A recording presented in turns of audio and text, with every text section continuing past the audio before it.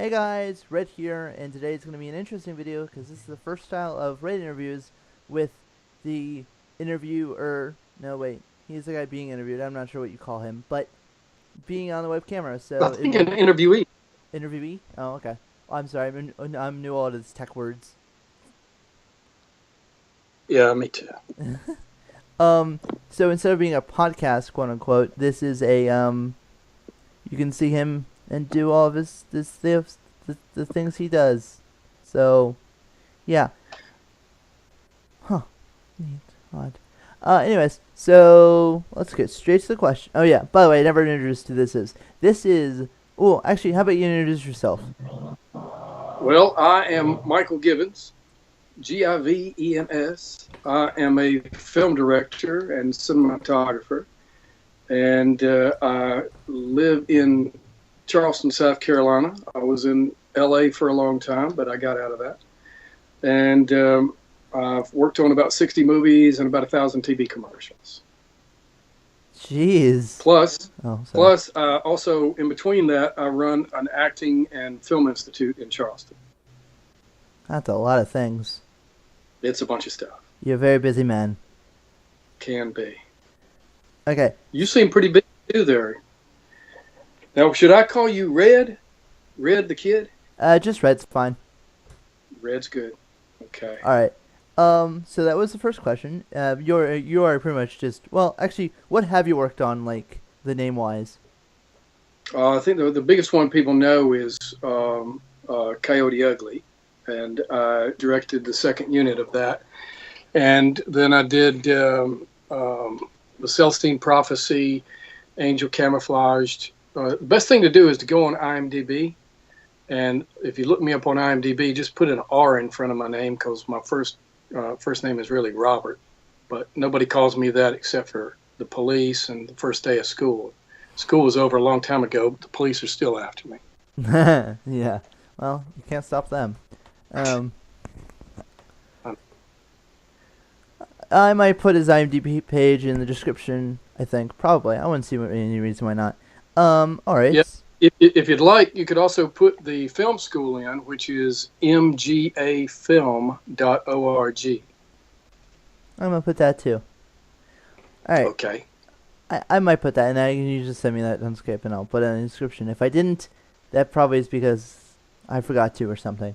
All right. That's All good. Next question I wonder is, what was your favorite movie to work on? that I worked on. Yeah. That would be Angel Camouflaged. Yeah, that was a rock and roll movie. It had Jim Brolin was in it, Carlos Bernard, and the music acts were a woman named Delana, which is this rock star from South Africa. She's amazing. And the Marshall Tucker Band was in it, Curtis Blow, and what was terrible? Oh, Patti Smythe, which was in the 80s. She had a band called Scandal. Wow, that was originally meant to be for Joan Jett, and Joan at the last minute had to drop out, and because she had a conflict, and so we filled a role with Patti, who did a great job. Interesting. That's actually interesting to hear about. I think at least. So here's my next question. How do you go about working on these films? Do companies come to you for that, or do you go to the companies, or how does That's that a good work? question. Yeah, it's a bit of a mismatch. Like, for instance, Angel Camouflage, I wrote that, raised the money for it myself, and did it with a group of guys out of Florida, which are really good fellows, called Cinema Island. And we actually shot it in South Carolina, though, which was before I moved back here. But sometimes people come to me, like on Coyote Ugly. One of the producers came to me and asked me if I'd just do the second unit. That wasn't really my movie. Angel Camouflage was mine because I wrote it. But the most of them, I get hired by another company. There's one company a studio out in LA that I've done a lot of movies with, 7, I believe, and they're pretty regular. I'm supposed to do another one with them in the fall, We shoot in Kentucky, and but some of them I just do myself. That I look for the money, and either I have a script from somebody else, or else it's my own. But usually it's somebody else's, and we just either look for the money and put it together and go make it happen. And but it's tough, man. I mean, raising money is a hard job. How do you go about raising money for that stuff, though? I got to tell you, there's so many different ways. First of all, there's a lot of people out there with money that are interested in investing in movies, because it's really a fun thing to invest in. If you invest in the right sort of movie, you can make your money back and make a good profit on it.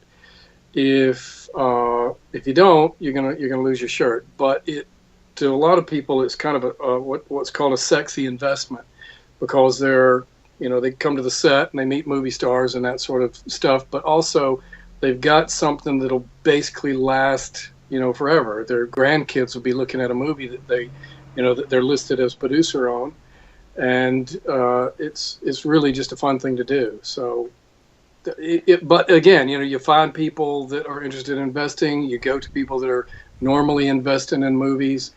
So there's different routes to take, but it's tough. The reason it's tough is because there's a lot of people out there that are not honest, and you find people that say that they're going to invest into a movie, and you find out that they're not being honest, and you're wasting your time. Interesting. I mean, yeah. So I know I haven't really gotten into like a straightforward. So with like the scripts and stuff, like how do you go about getting the scripts for the movies and stuff? Do people come to you and go, I have this script, will you make my movie? Or do they go, oh, there's a cabinet full of scripts, pick one? Yeah, there are a lot of people that approach me and try to give me a script, and to be honest, I generally don't take them. I take them if they're from somebody that I've worked with before, or if it's a friend, or that sort of thing. But you actually can get in trouble taking scripts unsolicited. And the problem with it, unfortunately, I'm sure that there's a lot of great scripts out there, and if somebody sends you a script and you take a pass on it, and then 15 years later you're out there making a movie that has an element that's similar to what's in there, they turn around and sue you. So like as far as like agents, if you submit a script to an agent, if it's unsolicited, usually they won't even take it. They won't open it. They send it back, or else they throw it in the trash and tell you, they never opened it. And it's for that reason, because they're afraid of getting sued. Interesting. So if that's okay, so let me actually answer your question. Where do I get them from? Either I write them myself, which is fairly rare, or it's from writers that I already know. Like, for instance, I've got 3 projects that are coming out of a production company in New York, and I know one of the writers personally, but because they're coming together, then I know them. I've got 2 scripts that I got from a man named Ron Maxwell, who directed Gods and Generals and Gettysburg. And, we're buddies, and we worked on a film together. So, I certainly trust him. He's not going to sue me. And I've got a script from a fellow named Michael Grace, who wrote Poltergeist. And that's a great script. That's amazing. And I'd love to see that one get off the ground. That's actually, I've never heard a straightforward answer like that one, so that actually rather helps. Yeah, I've had people on the set come up to me, an extra come up and say, hey, I've got this great script. And I'm like, yeah, everybody does. I wish I could take it, but, I can't. They got to go through, if they can get it to an agent, or they can get it to somebody that I know, and that, or another director. But it's hard, and I'm telling you, and the one thing that I ask people if I do get involved with them with their script is I always ask, is there money attached? Because if there's not money attached, people sit and write a script at home, and then they want to send it to you, and believe me, I'm not belittling the job of the writer. That's one of the most important parts. But to raise the money is tough. Investors want you to attach actors to it, and they want big name actors attached. And if you don't have any money at all raised for the project, why is that actor going to get themselves attached?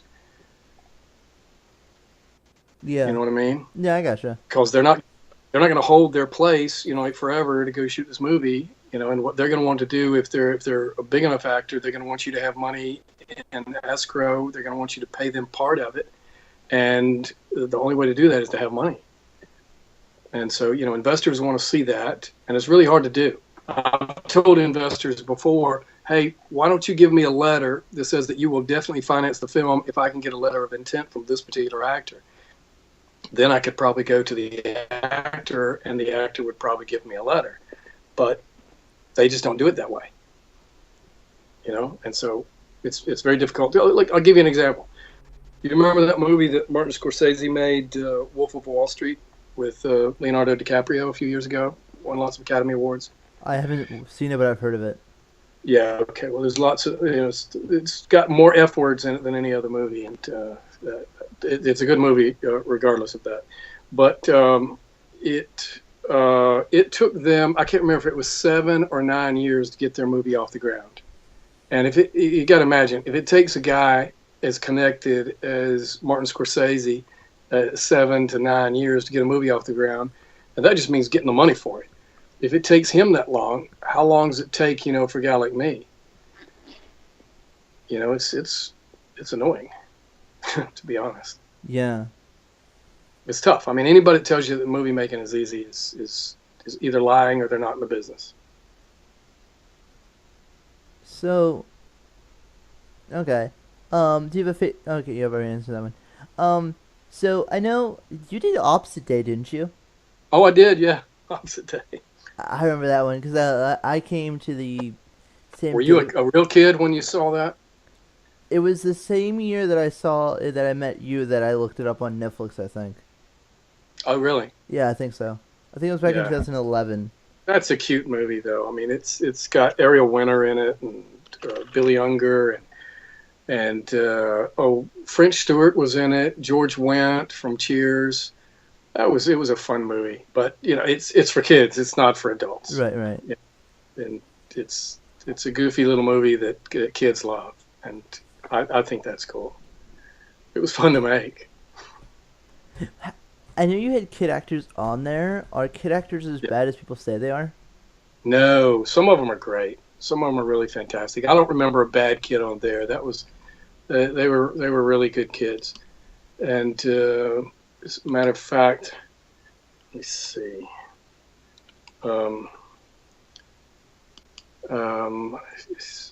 Every single day, I would go in to the shoot, and I would give each one of these kids a hug, and they were just such sweet, amazing kids. But Ariel Winter was phenomenal, and Billy Unger was great. I think he's going by a different name now. I'm just looking him up. He's now called William Brent. I'll be darned. That's interesting. And then there was Rico Rodriguez, and Rico Rodriguez also was in that Opposite Day, and he and both Ariel Winter are on Modern Family, and he was a really great kid. In fact, he made a certificate that said World's Best Director and gave it to me. I still have it in my meter case. Oh yeah, Pauly Shore was in that. Dick Van Patten was in it. You probably don't know who he was, but he's since left us and has gone to his great reward. But he was a famous guy, wonderful fella. So I know some actors/directors might face it. Do you face any hate when making films? No, I've never seen any hate. What do you mean by that? Well, I mean like hate on your films or hate like from the critics or the viewers or whatever.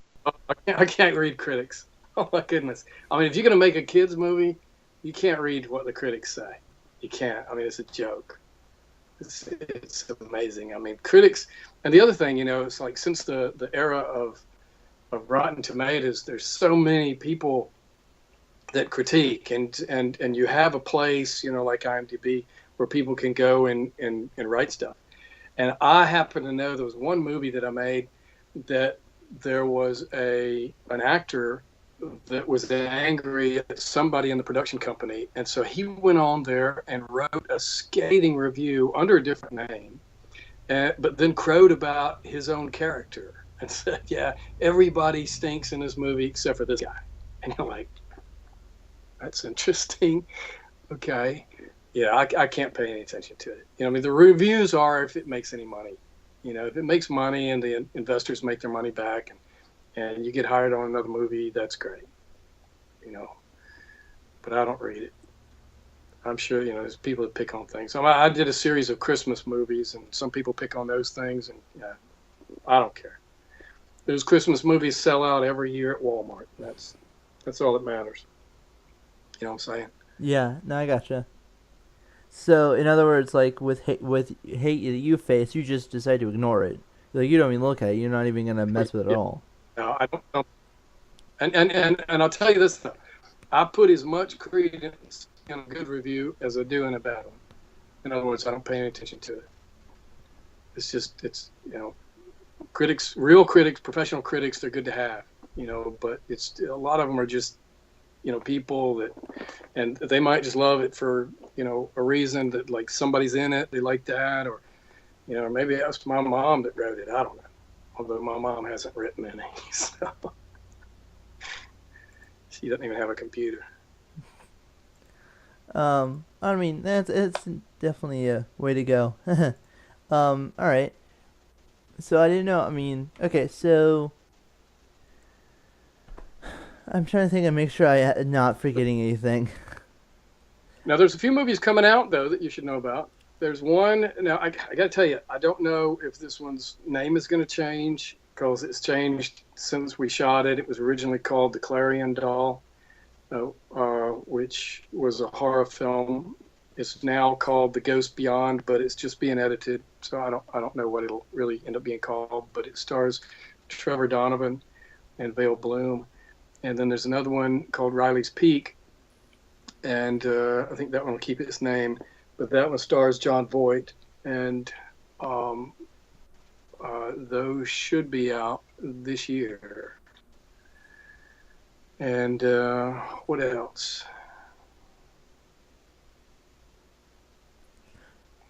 So I was wondering, with the movies, did you go to red carpet premieres, or how does those work? I have been, sure. I think the one that was the most fun, though, was for the Celestine Prophecy. And that one was at the Chinese Theater on Hollywood Boulevard. And it was just like, in the movies when they show a premiere. And, there was all the lights, and there was a whole bunch of people packed outside. And we're standing up at the door of the cinema, and, all the press is taking pictures. And then we go inside, and honestly, that was a great moment, because when they showed that film, I actually got up and walked to the back just to look at all the people in there watching, sitting quietly watching pictures that I'd taken. And that was a real kick. So for someone who has never been to red carpet premieres, can you describe what's it like, what's it look like, and stuff like that? Well, yeah, I suppose. I mean, it's kind of surreal, because you don't know all the people that are out in the crowd, as you're going in. And they're all there because they like this, project that you did. And it's a kick. I mean, I love that people like movies. Movies are great fun. And, I don't particularly like ones that have, messages that are trying to change the world too much and that sort of thing. I just like good stories. But people show up at those things, and you can just feel the electricity from them. And then you go in. I mean, they ask you questions up front, but you don't usually stand out there very long. But then I've been to others, that were around the country in films that might premiere somewhere else. Like we premiered one last year called JL Ranch, and that was in Kentucky. And that also starred John Voight, and it had James Caan and Melanie Griffith in it, and Stephen Bauer, and that was a good little film. And that was good fun. So, and then the other thing is like premiering them at film festivals. And film festivals are great fun to do it at, just because there's a lot of young people that are trying to get in, and they get questions for you if you've done fairly big stuff, and it's just that's the kick. Doing the job is a tough job. It's generally a dirty job, as in dirty like you actually get out in the dirt, and it's long hours, and it wears you out. But when people see it and they enjoy it, that's what makes it worthwhile. Okay. Okay. This might seem a tad bit odd, but I personally would like to be a director when I grow up. Is there any steps? That's not odd. You and a whole bunch of other people, but That's fair. Any steps to do it? Okay, there's quite a few different steps to do it. The probably most surefire way to do it is write your own script, raise your own money, and go shoot your movie. But you really want to know the craft. And I'll tell you what, I'll never dog the other guy, but the one thing that I did to make myself as good as I could as a director, and this is, you just got to be ready for it. You got to be able to know how to tell your story with pictures, and how to get through basically a 3-act play and cover it with enough shots to be able to tell that story. And you've got to be able to communicate with actors. I started studying acting in 1978, not so I could be an actor, but just so I could be better at understanding the language of the actor. And I never stopped taking acting until I eventually started teaching it. And it was for that reason, because I wanted to be better at dealing with actors, because the actors are the ones that are breathing life into your characters and that are actually telling your story. And so you need to, as a director, you need to educate yourself on every level of filmmaking. And, the best way to do it is to do it. But, be ready for some failures along the way. It's going to happen. And, you can get in through doing it like I just said. You can get in through being an actor. You can get in through being an editor. You can get in through being a cinematographer. That's really the way that I did it. I was a cinematographer first before I started directing. And I did a bunch of commercials, and it was actually Ridley Scott that set me down and told me I needed to be directing. And so these days, it really amounts to go out and make your own film. But I'll give you a little warning. There's 500,000 other people doing that. But don't let that deter you. If you got a good story to tell, go shoot it and do it. Yeah. Okay. Yeah, it's actually really good advice, I think. Well, it's hard. It's hard. And I'll be honest with you. People that think that it's like a glamorous job to be, a director of a movie, is an extremely difficult job to do. Okay? Because you have to have the idea all in your head. You need to know everything about it. I've shot, bigger budget movies and tiny movies. I shot one movie in 10 days. I shot 450 setups in 10 days. And it wasn't easy. It was up in the mountains in the wintertime, 10,000 feet up in the mountains in January in Utah, and had multiple locations, a whole lot of ego on the set. And I made it through. I shot 450 setups in 10 days. And if you can't do that and make sure that these setups are gonna actually cut, that's tough. But here's the other thing. The creativity of the director, for the most part, happens in pre-production. You got to know what you're doing before you get in there. Do all your homework before you arrive on the set, but be ready to have to change things and fly by the seat of your pants. But I would say that once you're on the set, 80 to 90% of your job is people management, is getting the actors through their day, getting your crew through your day, and getting what you planned already on film, or rather these days on digital. And it's you got to be able to handle people, and that's the most important thing once you get to the point of being on set. And study Alfred Hitchcock. Alfred Hitchcock always said the actual shooting of a film was the most anticlimactic part of it, because he already had it in his head. He had the whole movie in his head. So if you don't have it in your head and you're going to fly by the seat of your pants all the time on the set, that's going to be rough, especially on a little film. My question is directly to you. Is there any franchise like Star Wars or Marvel or anything that you personally would love to work on someday? Yeah, yeah, James Bond. That would be great fun. I've always wanted to do that. Yeah, James Bond. That's such a long running classic, story. I mean, I've read all of the books, I've seen all the films, and it's amazing. Star Wars. I mean, Abrams is doing all that stuff, and I think he's got it got a good hand on it. But yeah, it'd be great to be involved with that. I don't think Star Wars is for me, but James Bond certainly would be. All right, if you were They're to never going to give it to me because I'm not. oh, sorry, I cut you I off. believe I could be English if I needed to be, though, if you know what I mean.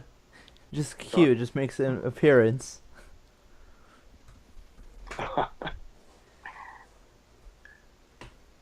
Who would you cast as James Bond then? If you had to do it today? Wow, isn't that interesting? Anyone at all, Wow. but can't be an R.A.B. James Bond actor. Man, Gary Oldman. Don't say he's too old either. Gary Oldman. That'd be a different James Bond. Yeah. You've seen all the younger people, then there's like a super old guy just in a wheelchair. I will get you, Dr. Evilstein. They sort of did that, with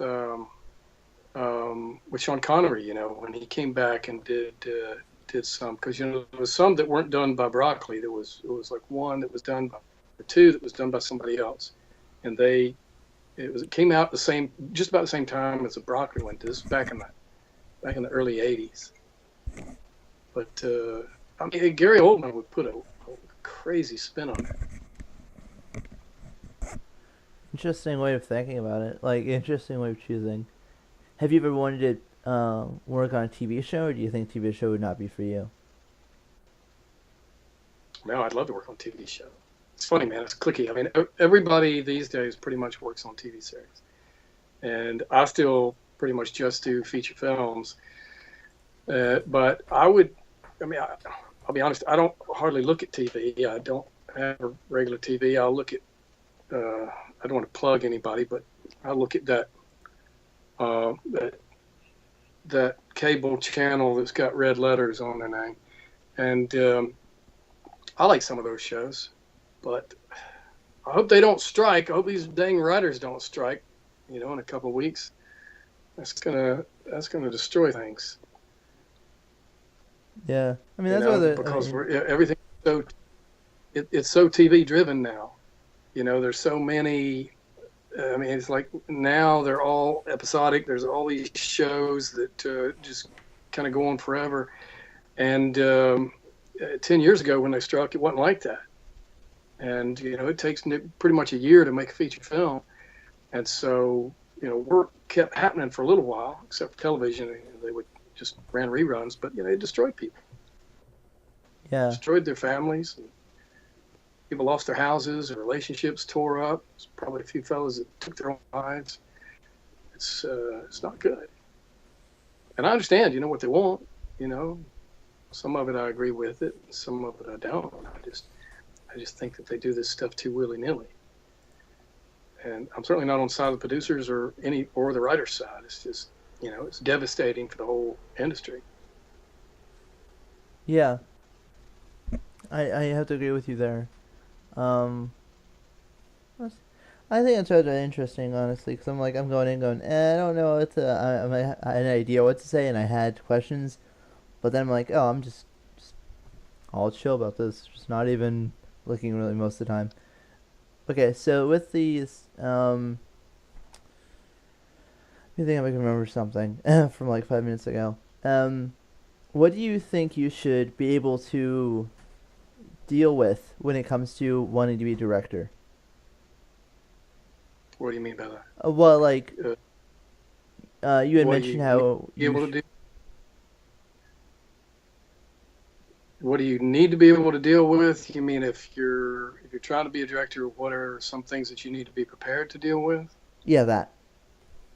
Yeah, or anything. You need to be prepared for anything. Seriously. I mean, you got your first job is to tell a story.